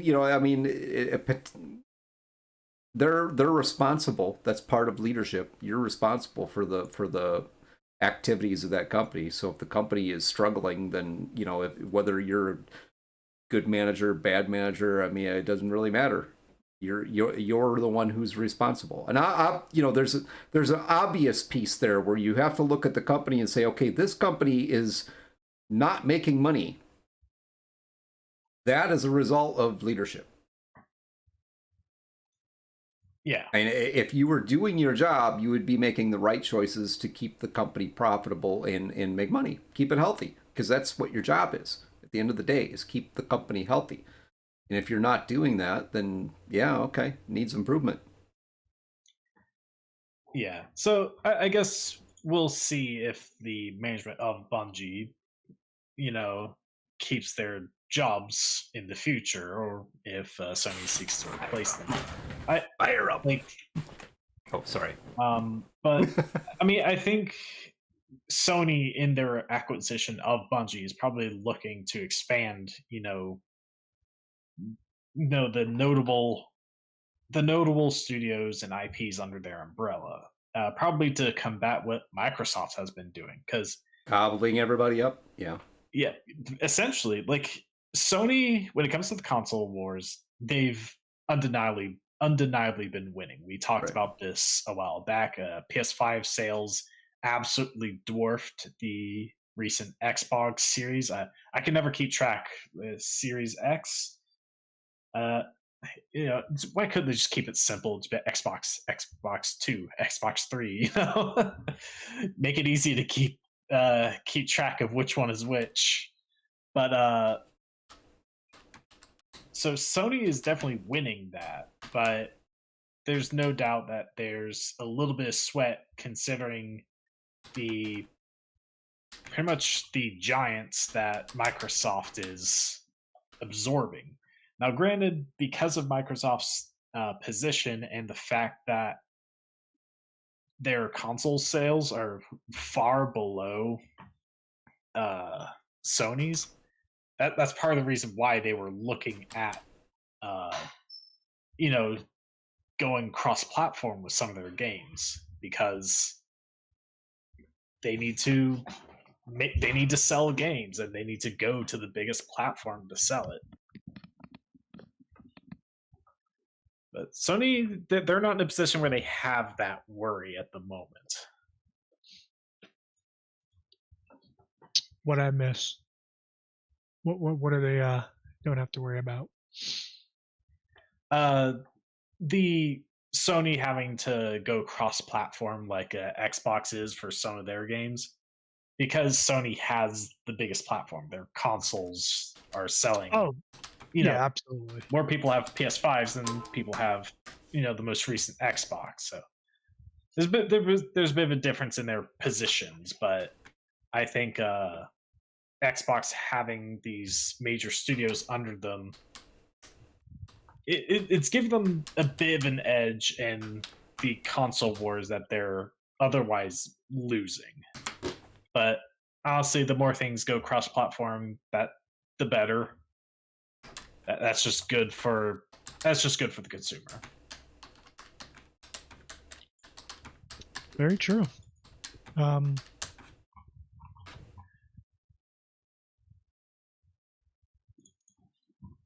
But with that said, Greg, seems like you started doing a little bit of housekeeping there. No, I was answering a question. Insomnia was asking me. I'm trying to figure out what he's talking about. He's asking me what I'm doing Thursday. I'm like, I don't know, man. What do you want to go out to dinner or something? What's your catch a movie maybe? I don't. As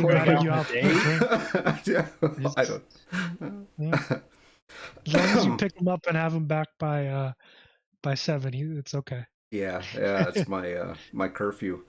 That's curfew, yeah. That's really early curfew there. I mean, Greg needs his beauty sleep. Look at him. Beauty sleep. True. Yeah, true. Yeah. I need a lot of that.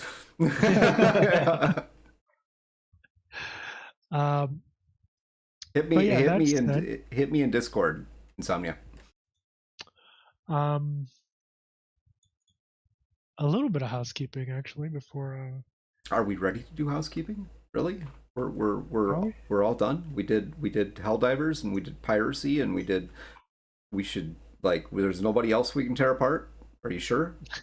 Not for now. Give us a week. We'll probably have someone else to tear into. Maybe Activision Blizzard is going to pull another thing that they do. I even offered up the Apple, so to speak. I mean, yeah, Apple. But anyway. We'll see. We didn't do much digging into Apple. We didn't. That's all right. They got worms anyway. I hope not. So a little bit of housekeeping then. Right? That's where we're going. We're going to do some housekeeping. Yeah. First thing is thank you everybody for being with us tonight. We have a lot of fun doing these episodes and talking about industry information. Rob does a fantastic job with putting this stuff together, so thank you very much, Rob, and for being our most gracious and wonderful host. Thank you guys for partaking and what's the word I'm looking for here? Participating. There we go. There's another P word in there. In all of this, because I mean, without y'all, I wouldn't really have a reason to do this. So Matt's just the guy on the other side of the screen. I'm just here. He's just the weeb with a questionable looking Kirby plushie sitting behind him staring at him. I really don't trust that thing now. I'm thinking there's something behind what Insomnia was saying, man. I think you should cut that thing open on screen so we can see. I think he froze because he's staying there really, really still. Either that or my comment about cutting that thing open really just was disturbing to him. Just floored him. He's like, what? No. Yeah, I think there we go. Ah, is he back? He's dropped off here. Okay. Let's get him back in here. There's a reason you guys don't call out the Kirby, okay? Kirby, bad things happen. It's the cursed Kirby. I'm sure that's what it is. I won't say it's the Kirby's doing, but I won't say it's not also. I mean, if that's the case, you think you want that shit in your house? Nah, he's fine. He's fine. Okay. What's the worst thing that could happen? Yeah, you're gonna wake up. He's gonna be sitting at the foot of your bed, staring at you. Wow, with a knife and red hair. Yeah. I mean the knife. There is a meme of a Kirby with a knife. I'm fairly sure I could find a plushie of that one. Hey, look, man. That's why I lock my door at night. Yeah. Specifically in case a murderous Kirby tries to kill you in your sleep. That's why. Oh no, that motherfucker comes in my room. I'm lighting his ass up. I got a lighter right over there. He's gonna turn into a flaming Kirby. You clearly don't know enough about Kirby. That won't be enough to stop him. I want to see this. I want to see this so much. Yeah. Oh, so housekeeping. Yeah. So we went through that whole piece. No, Matt contributes a lot to he's one of our, all three of us are partners in Missing Context Studio, which is our parent group. And Matt actually does a lot for us with doing project lead work, and he is a game developer, a game designer. So I guess we all are in a way, but I'm just the grumpy old guy. It's all good. Nah. Yeah, you're a game designer. You're a good sounding board. But yeah, the three of us are game designers and developers. Matt is just not just but he is the lead on this particular Project Horizon, which is the name of our upcoming TTRPG. And when I say upcoming, wow. Okay, now. Yeah. We're having lots of problems. We are. Yeah, and you got to start from the beginning now, Rob. Yeah, and just Project Horizon isn't like the final name. I don't think decided on a final name yet, but that's like the internal name for it. Because we don't want the pirates to steal our copyrighted work. I mean, right? I mean, no, we don't actually. But we understand that it's probably going to happen. It's gonna happen, but you know. So we have a few projects. We have a few projects that we're working on right now. The big one is Project Horizon, which you're going to hear more about in the days to come as we begin to open up a little bit about what that is. And eventually, ideally, we will do some playtesting right here on the screen, give you a picture of the world that we're creating. It'll be fucking awesome. Anyway. It is really cool. We're getting closer to that. I won't give a timeline as to when we can expect a playtest like that, but I think we've got a lot of those building blocks in place. Yeah, just need some fine tuning. Go ahead, man. What else do we have? GaryCon. GaryCon's coming up. It's right around the corner.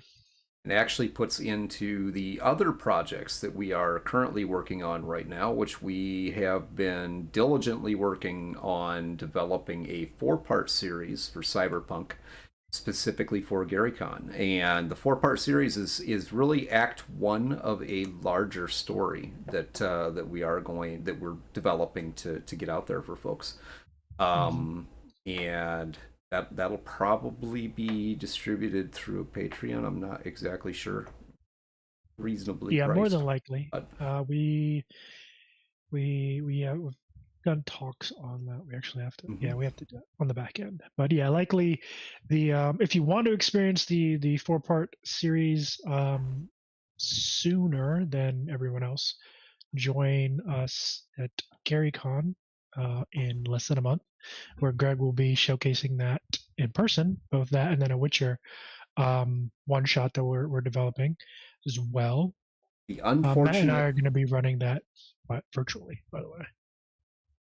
Which one are the Witcher one? You're going to run that one virtually? Yeah, I'm running that one virtually. Matt is running the Cyberpunk. Yeah, I keep hearing something about clowns or some killer space clowns or I don't know.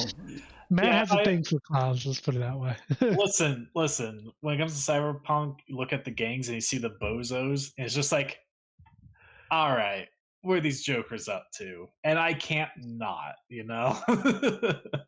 I can't not have fun with those guys. I mean, you should join us online, and we will allow you to, you will get your opportunity to, it's just chaos. Yeah. Maybe kill clowns. I don't know about the other thing, but I mean, look, I don't like clowns either. Don't worry. Look, I played 2077. I saw a bozo who had a grenade for a nose. I'm like, all right, I love these guys. You are a fucking bozo. But yeah, so we have those 2 pieces of content that we are creating while finishing up, because we're like 3 weeks away from GaryCon. The unfortunate part, if you're going to be at GaryCon, please do come visit me. Come take a look at the game. See some folks playing it. Unfortunately, all the seats are full. We were really, it was a pleasant surprise, but a surprise. The GaryCon is actually really packed this year. There's a lot of people coming, but it is the 50th anniversary of D&D, so all of our seats were full within like 2 hours after they opened it up to silver ticket holders. So, and we have a waiting list for tickets. So it's like, wow, damn, okay. But yeah, please do stop by, come see me. We are going to be giving away some free swag from Artel Saurian Games, maybe a little bit of our own stuff as well. And we'll have some opportunity there. And then the online piece, you come and if you can't be there in person, then please do come and play with Rob and Matt. I'm going to be super busy with the con because I'm running 2 4-hour games every day of the con. And then in between, I'm going to be doing some other things, possibly some video pieces. They decided they're going to try and kill me over these 4 days, see if they can work me to death. But I am, if possible, going to try to pop into some of these virtual games and help. Well, actually, no, I'm not helping. Fuck you, I'm not helping you. But I am going to cause problems. Yes, that's probably more like it. Yes, yes. No, if I can, I do intend to try and do that, though. At least maybe one or two, and try and pop in and play a cameo role or something, some little part in there. I want to be a bozo. I mean, not that I'm not already a bozo, but you know. Do you have a good clown voice? Absolutely. Oh, that's something you don't want to hear in a dark alley. Yeah. That's why he is hired.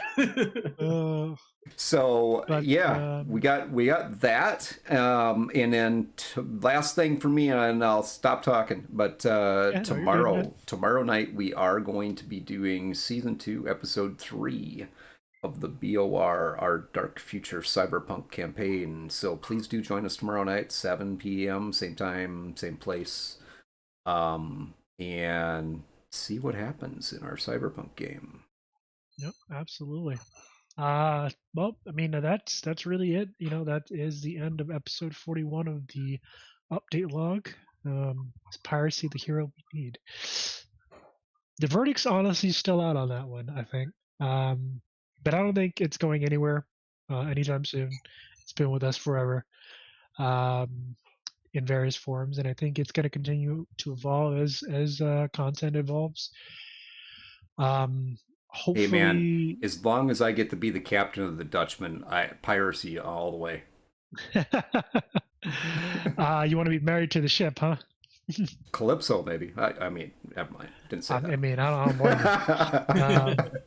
But hopefully the silver lining there, as we've discussed, Thank you, Shadowbox.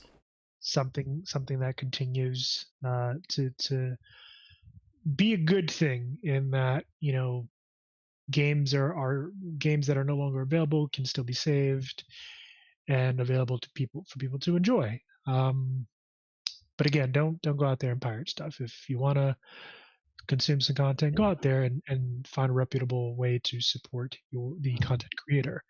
They deserve it, and you know, that's it.